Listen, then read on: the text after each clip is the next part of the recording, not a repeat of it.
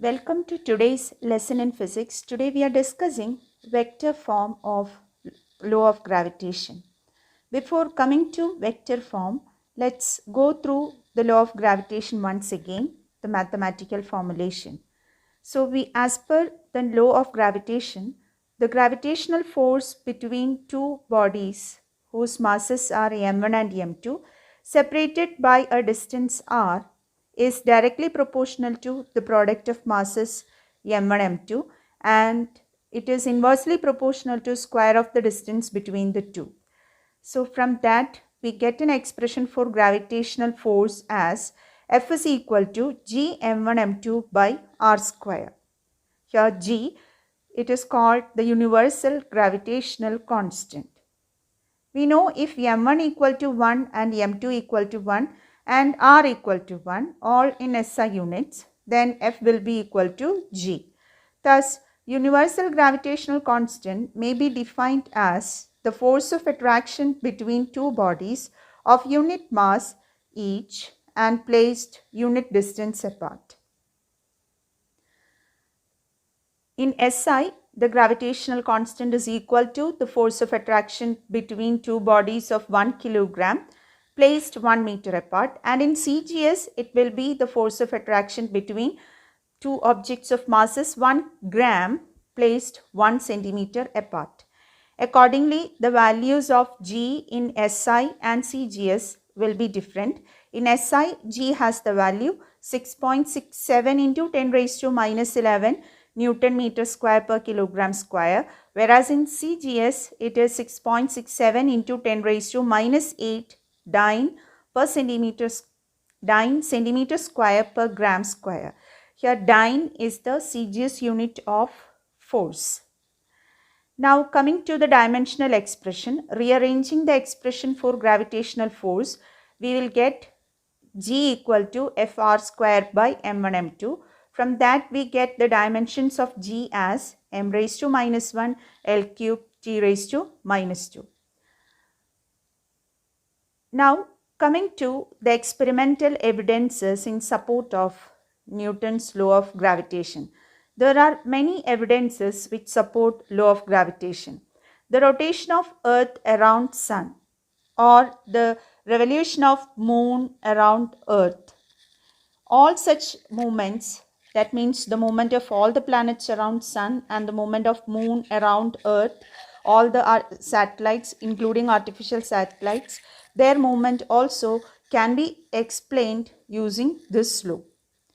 The tides are formed in oceans due to the gravitational force of attraction between the moon and seawater. We have already studied this in lower classes. The occurrence of solar and lunar eclipses calculated using the law of gravitation was found to be accurate because the predictions based on law of gravitation was observed as per the predictions itself. So it shows that law of gravitation is correct one. The orbits and periods of revolutions of artificial satellites can be predicted very accurately on the basis of this law. And the value of small letter g, that is the acceleration due to gravity, varies from place to place on the surface of Earth in accordance with this law of gravitation. That also is experimentally verified. So these are the evidences which support the law of gravitation. Now let's discuss the vector form of law of gravitation. So as discussed earlier, we consider two objects of masses m1 and m2 whose centers are separated by a distance r.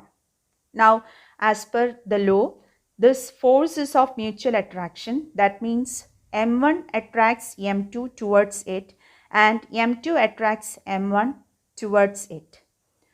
And these two forces, they act along the line joining the centers of two masses.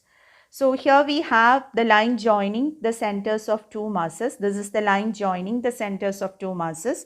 So along that line only the forces are acting. Here you can see two forces, F12 and F21. F12 represents the force acting on body of mass m1 by m2. So M2 is attracting M1. So F12 is acting towards M2. That is how its direction is given like that. That is towards M2. M2 attracts M1 towards it. Likewise, M1 attracts M2 towards M1. So force on M2 by M1, that is written as F21, that is towards M1. So that is why the direction is given like this. So the forces, they are of attraction and they act along the line joining the centers of two masses. Now to represent the vector notation in mathematical expression, we use unit vectors. We assume that R12 cap is the unit vector in the direction of F12 and R21 is the unit vector in the direction of vector F21. Vectorially, vector F12 can be written as vector F12 equal to G into M1 M2 divided by R square. That is the magnitude of force. So to write a vector, we know how to write a vector, magnitude into unit vector. In the direction of vector F12, we have the unit vector R12. So this is how we can write F12 in vector form. F12 equal to Gm1m2 by R square into R12 cap, where R12 cap is the unit vector in the direction of F12. And in the opposite direction, we have the unit vector R21 cap. So we can write that R12 is the same as unit vector R12 is the same as minus unit vector R21, because they are opposite in direction and their magnitudes are same since they are unit vectors. So this R12 cap in this equation can be replaced by minus R21 cap.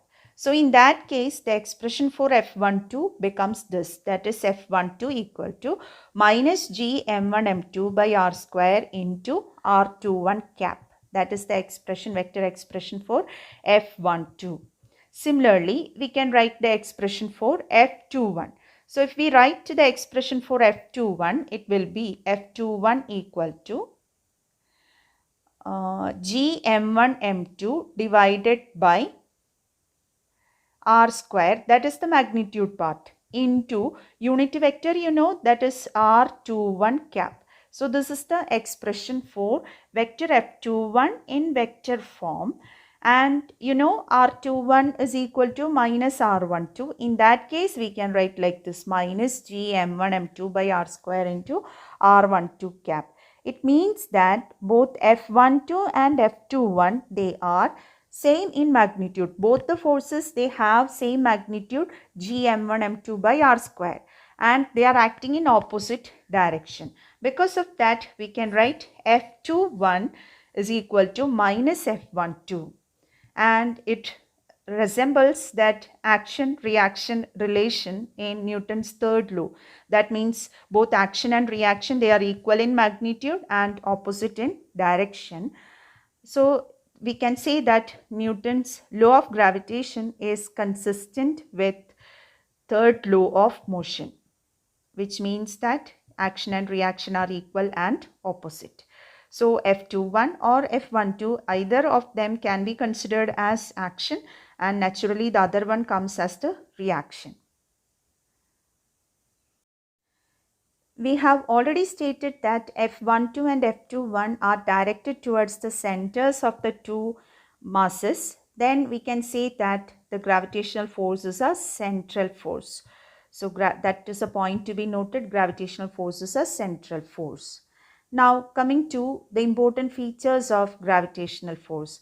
We have already discussed that gravitational force is of attracting nature. That means everywhere gravitational force is of attraction. And this gravitational force between two masses is independent of intervening medium. That means it do not depend on the medium. The gravitational force is independent of the medium. The mutual gravitational force between two bodies are equal and opposite. We have already discussed it, and they form action-reaction pair, and hence the forces obey Newton's third law of motion. And The law of gravitation strictly holds for point masses also. But for point masses, we cannot experience that force, but for point masses also Newton's law of gravitation holds good.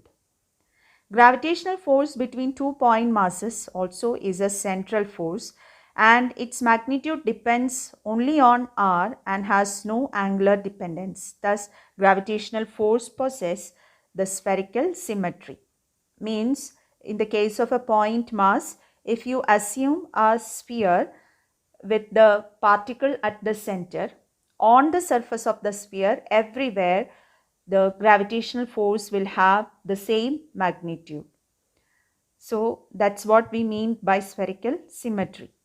And one more important point, that is gravitational force is a conservative force, and the gravitational force between two bodies is independent of the presence of other bodies. The presence of other bodies do not affect the gravitational force between two objects.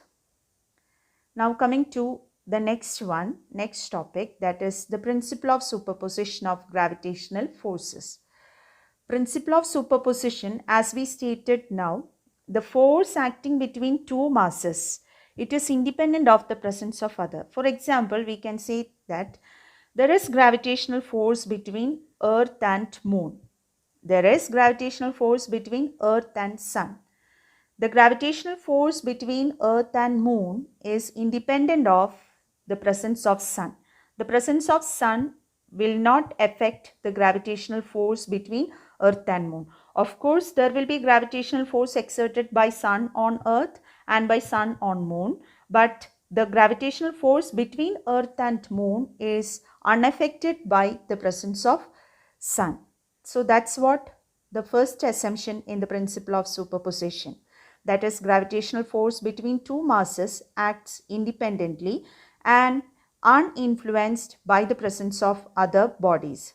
Hence, the resultant gravitational force acting on an object due to number of masses will be the vector sum of gravitational forces exerted by the individual masses on the given particle. For example, in the case of Moon, we said Earth exerts a gravitational force on Moon. Sun also will be exerting gravitational force on Moon. So if we want to find the net gravitational force on Moon, it will be equal to the vector sum of gravitational force exerted by Earth and by Moon. That's what the principle of superposition of gravitational forces says. That is, the net gravitational force acting on any object will be equal to the vector sum of gravitational forces acting on that object by the individual masses. So we have Fr, that is the resultant gravitational force, that is equal to F1 plus F2 plus etc. plus Fn. That shows the vector sum. Here F1, F2, F3, etc. Fn are the gravitational forces exerted individually by the n masses m1, m2, etc. mn on that particle of mass m. So this is what the principle of superposition says. Now we have two more important points regarding the law of gravitation. If we have a point mass lying outside a uniform spherical mass distribution, that means a shell or a sphere, then the latter attracts the point mass. That means the shell or the sphere, it attracts that point mass as if its entire mass is concentrated at its center. That means the gravitational force exerted by the spherical shell. So this is a spherical shell. Or if it is a sphere itself, the gravitational force exerted by this big sphere on this point mass, it is as if the whole mass of this shell or sphere is concentrated at its center. That's what that first point. So it once again confirms the fact that the force acts along the line joining the centers of two masses. Okay, so the gravitational force is acting in such a way that the whole mass is concentrated at its center. That is the same for the case of spherical shell and also for the solid sphere. Now, the second point is regarding a spherical shell in the case in which an object is kept inside the spherical shell. That means if a point mass is lying inside a uniform and a homogeneous spherical shell, then the gravitational force on it due to the shell is 0. If it lies inside a homogeneous solid sphere, then the gravitational force on it acts due to the spherical mass situated interior to the point mass towards its center. So in both the cases, there is a difference. If a point mass is lying inside a spherical shell, then the gravitational force on the point mass will be equal to 0. On the other hand, if the point mass is lying inside a solid sphere, then the gravitational force acting on that point mass will not be equal to 0. In that case, the gravitational force on that point mass will be due to this small sphere. Okay, here this is the position of the point mass. Due to that small sphere, what is the force acting that is directed towards its center? In that way, the gravitational force will be acting. So in the case of point mass which is kept outside the spherical shell or a sphere, the nature of force is the same. In both the case, the force acts as if the whole mass is concentrated at the center of the shell or the sphere. But in the case of mass kept inside the spherical shell, the force acting is 0. And in the case of mass kept inside a sphere, the force acting is not equal to 0. So this difference we have to note. So only this much for today. Thank you.